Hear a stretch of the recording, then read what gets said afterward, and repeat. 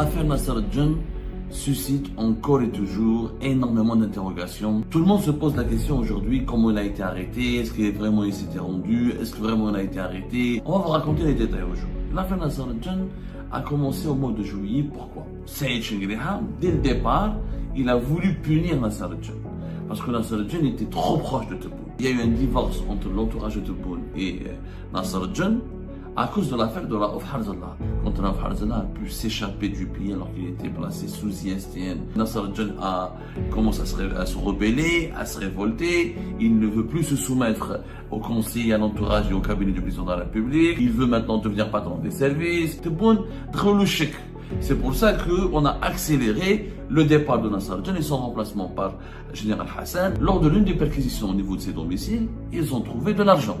Une quantité importante d'argent, l'équivalent de 20 milliards de centimes et presque 2 millions d'euros.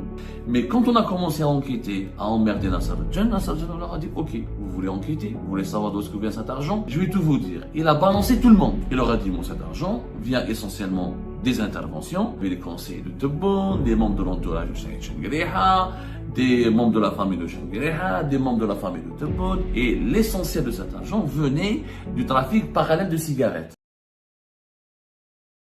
L'affaire Nasser Al-Djen suscite encore et toujours énormément d'interrogations.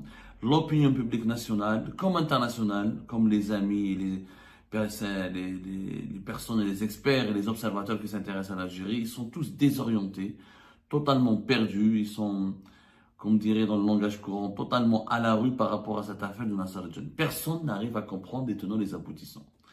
Tout le monde se pose la question aujourd'hui, comment il a été arrêté, est-ce qu'il vraiment il s'était rendu, est-ce que vraiment il a été arrêté, est-ce que... Maintenant, aujourd'hui, cette affaire suscite tellement de fantasmes et de théories de complot que les gens commencent à croire à n'importe quoi.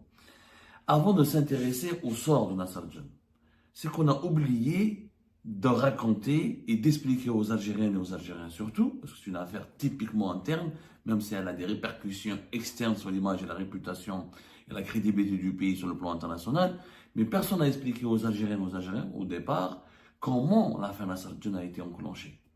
On a parlé de son arrestation lors de la deuxième semaine du mois de juillet, de son emprisonnement, de son placement en résidence surveillée, mais personne n'a raconté avec précision, c'est très difficile d'être entièrement précis ou intégralement précis, mais personne n'a pu, ou n'a voulu, ou n'a essayé, ou n'a réussi à raconter ou à donner le maximum de détails précis sur l'affaire Nasser Al-Djen.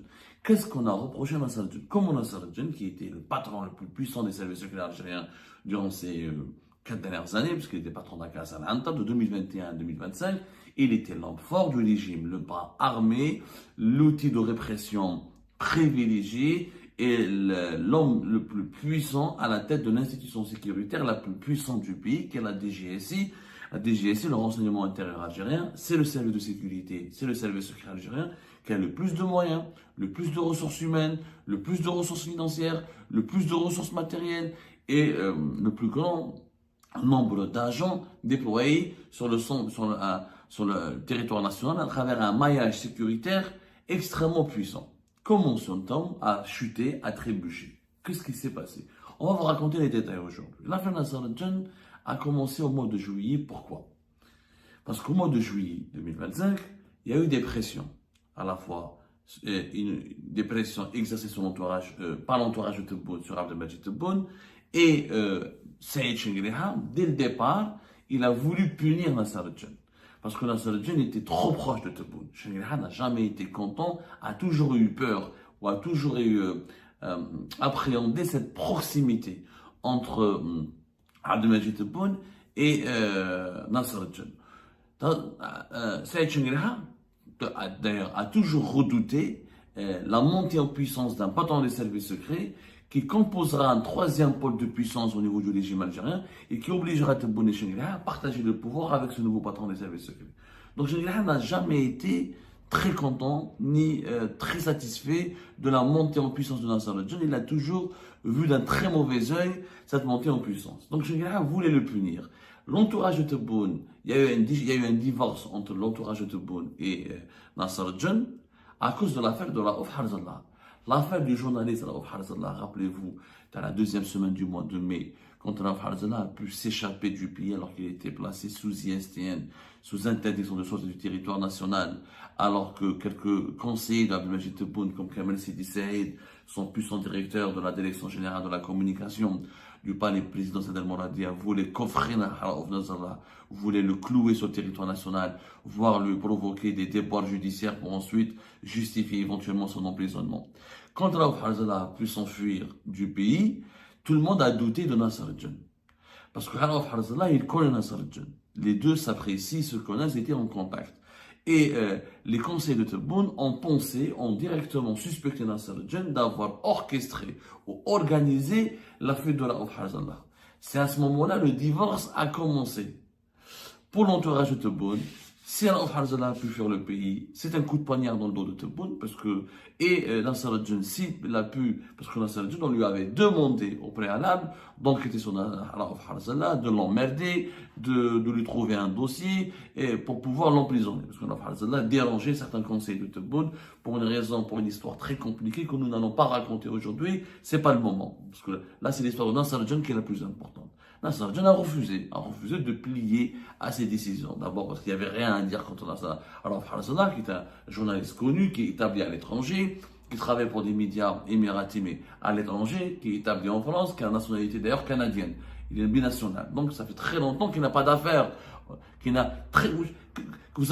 que vous allez monter comme dossier contre quelqu'un qui vit et qui habite essentiellement à l'étranger, qui vit en Algérie que pour des séjours familiaux ou pour des raisons professionnelles extrêmement limitées. Donc, même chez l'homme, Nasser al-Djen. Même chez l'homme, en plus, Raouf Harzallah, il est considéré comme un ami de l'appareil sécuritaire algérien et c'est quelqu'un qui a de très bonnes relations avec ses responsables. Qui même chez l'homme, Nasser al-Djen, quand il n'a pas voulu appliquer cette feuille de route consistant à persécuter ou à réprimer ou à restreindre les libertés de mouvement, voire à créer ou à monter de toute pièce un dossier contre Raouf Harzallah, là, il divorce. L'entourage de Tebboune, ils ont commencé c'est bon, Nasser al-Djen commence à se rebeller, à se révolter, il ne veut plus se soumettre au conseil, à l'entourage et au cabinet du président de la République, il veut maintenant devenir patron des services, il veut créer son propre, il veut se doter de son propre pouvoir, il veut élever ses prérogatives, il veut se soustraire de l'influence du président de la République. Tebboune, le chèque. C'est pour ça qu'on a accéléré le départ de Nasser al-Djen et son remplacement par Général Hassan, parce que Saïd Chenguelhan ne voulait pas garder Nasser al-Djen, parce que comme je vous l'ai dit au début, il avait peur que Tebboune lui dise, écoute, voilà, Nasser al-Djen, il m'a été fidèle, on le promet, on va le promouvoir chef des services secrets, et comme Chenguelhan, il se méfie énormément des personnes qui deviennent plus proches de Tebboune que de lui. Donc, Jetou Fustage, comme on peut dire, ça l'arrangeait énormément de liquider Nasser al-Djen. Juste après, le mois de juin, il passe. Bon, que faire de Nasser al-Djen? Saïd Chenguelhan et Tebboune, comme je vous l'ai expliqué, ils ont cette maladie qui est la paranoïa. Est-ce qu'on va laisser ce puissant chef des services en toute liberté? Lui, Nasser al-Djen, il commence à parler à son entourage. Il a un entourage important, 4 ans, de 2021 à 2025. Il a constitué un véritable réseau. Il a beaucoup d'amis, beaucoup d'alliés. Il s'est constitué une notoriété. Ses images ont été diffusées à la Grande Mosquée d'Alger, etc. Lors des visites de Tebboune à Tizi Ouzou, etc.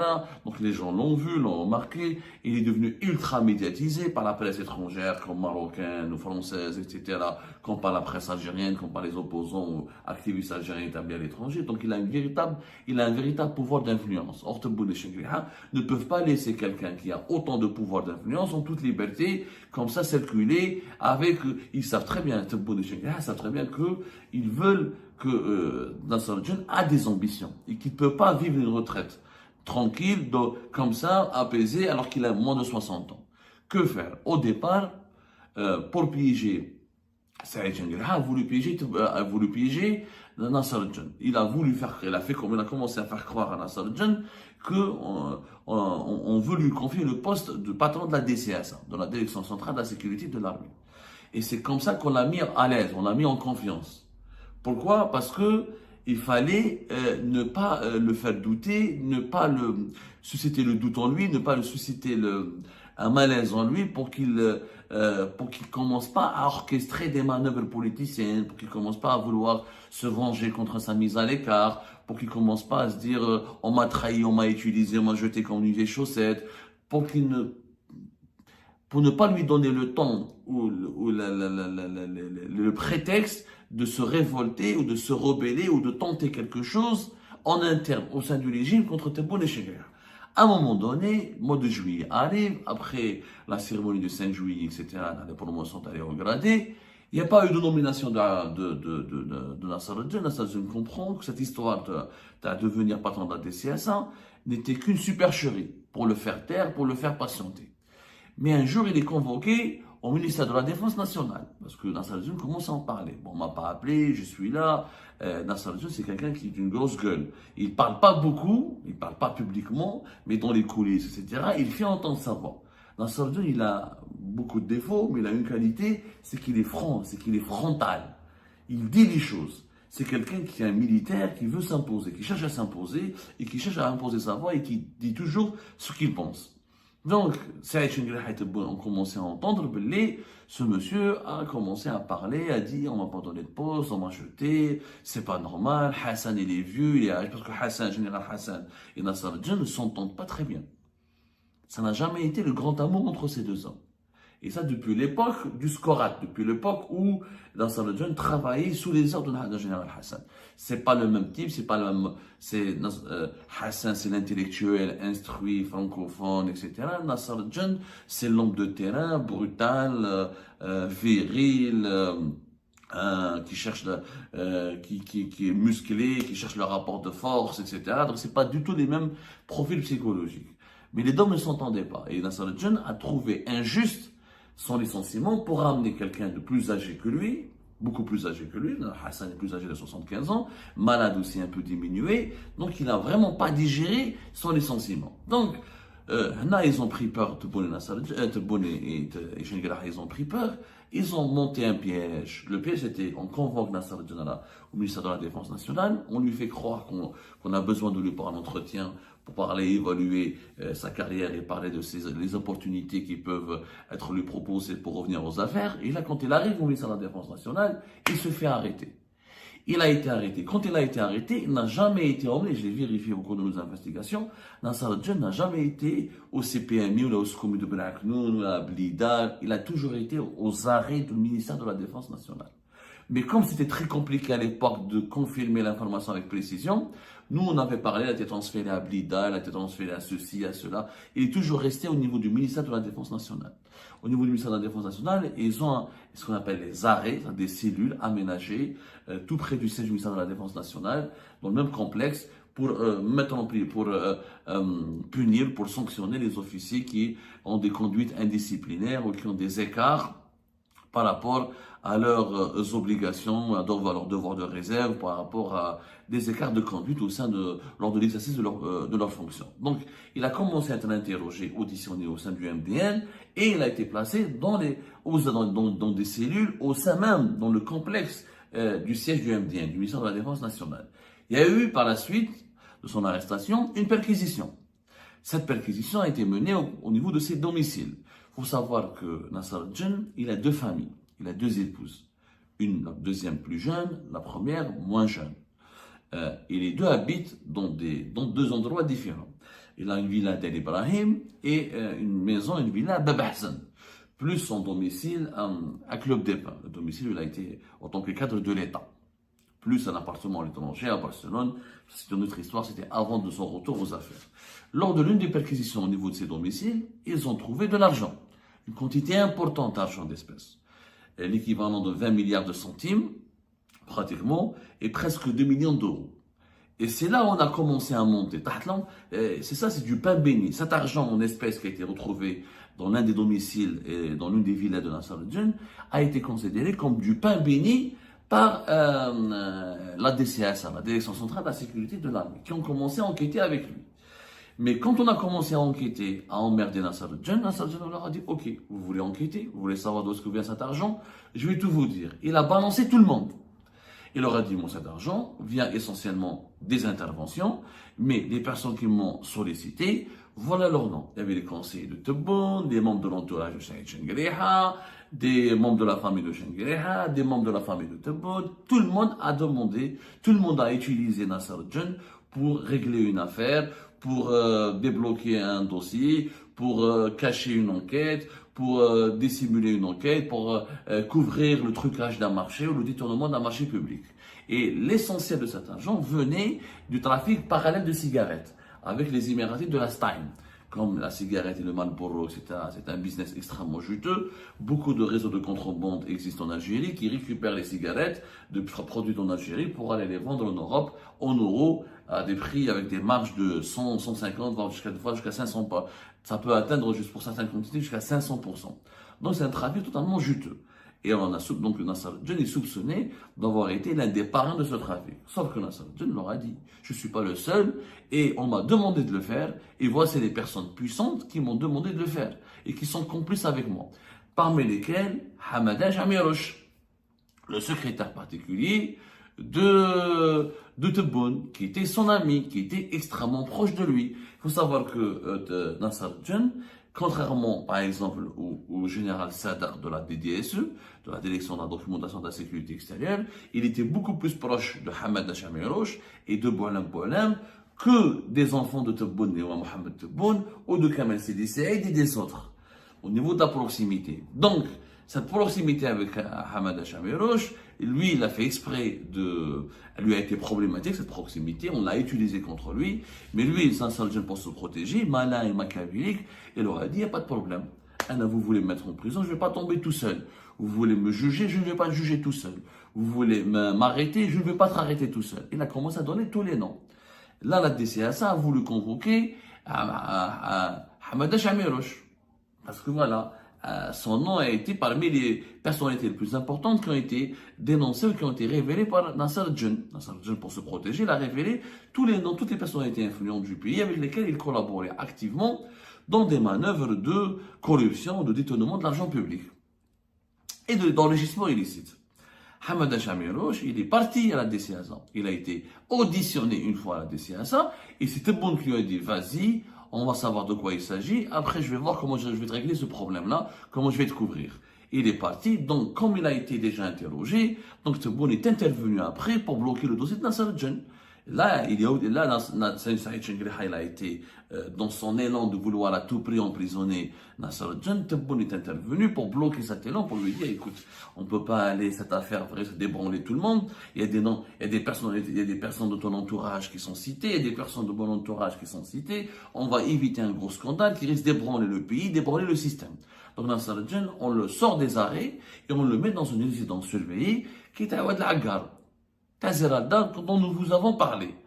Et grâce, donc, c'est un peu, Nasser Djen, il a joué très intelligemment. Il leur a dit, vous voulez me faire tomber, je vais faire tomber tout le monde qui était avec, toutes les personnes qui étaient avec moi et qui étaient complices avec moi et qui m'ont demandé et qui m'ont fait part de sollicitations et d'interventions affairistes. Et Dieu sait qu'ils sont nombreux. Donc, Tebboune et Chenguereha se neutralisent, ils se mettent d'accord pour dire on ne peut pas vraiment toucher ce gars parce que s'il tombe, voilà, nos enfants, nos conseillers, tout le monde a travaillé avec lui, tout le monde était proche de lui, il a des dossiers sur tout le monde. Donc on va faire comment? On va essayer de le gérer. En résidence surveillée durant tout le mois de juillet, sous la surveillance de la DCSA, jusqu'au jour où il y a eu, au début du mois de septembre, une évolution dans ce dossier. Donc, d'abord, Nasser Djen, il en a eu marre que le dossier traîne, que son placement dans une résidence surveillée traîne, et a commencé parce qu'il n'avait pas ses droits, il pouvait pas bouger, il pouvait pas voyager, il pouvait pas se déplacer, il pouvait pas aller voir sa mère, il pouvait pas voir les membres de sa famille comme il voulait. Donc au bout de 2 mois de résidence surveillée, il commençait à exprimer ses protestations, sa frustration. Et ce qui a fait paniquer Nasser Djen, c'est que des informations rapportaient que à la rentrée judiciaire, au niveau du tribunal militaire de Blida, 2 dossiers étaient déjà en préparation. Le premier dossier, c'est le général Oulhadj, Ali Oulhadj, celui qui dirigeait la gendarmerie algérienne de 2021 à 2024, et le dossier de Nasser Djen. Et des informations que nous n'avons pas réussi à les confirmer officiellement. Mais il y a eu des arrestations du général Oul-Hajj, qui a été arrêté, qui a été conduit lui aussi en interrogatoire et en audition. Quand Nasser al-Djan a compris, il a entendu que le dossier Oul-Hajj avance, qu'il a été arrêté, qu'il a été auditionné, lui, il a compris que il était au programme, il était au menu. Vraiment, le menu est né. Ils ont préparé le menu de la rentrée judiciaire du tribunal militaire de Blida et qu'ils allaient, lui ou le Hajj, être les deux prochaines grandes affaires du tribunal militaire de Blida et qu'en septembre, d'ici fin septembre, il sera présenté, lui, général ou le Hajj, pour éventuellement un placement en détention. C'est ce qui a fait paniquer Nasser al-Djan et c'est ce qui l'a poussé à tisser, à planifier un plan de fuite et d'évasion qui a amené à ce qui s'est passé le 18 septembre 2025, une fuite spectaculaire menant vers qui a provoqué un véritable séisme au sein du régime algérien et qui a mené le régime algérien, notamment le régime Tebboune et Chengueha, à mettre en place un dispositif militaire et sécuritaire tellement impressionnant parce que la fuite de Nasser al-Djan a été non seulement une gifle qui les a réveillés, mais elle a été aussi, comme je l'ai dit, un véritable séisme qui les a ébranlés. Et ben voilà les amis, c'est la fin de cette vidéo. Je vous remercie comme d'habitude pour avoir suivi jusqu'à la fin. N'oubliez pas de nous laisser vos commentaires et vos réactions sur cette vidéo et de vous abonner à la chaîne si vous n'êtes pas encore abonné. Donc voilà, ça fait vraiment plaisir de voir vos commentaires et vos réactions et vos discussions sur la section des commentaires.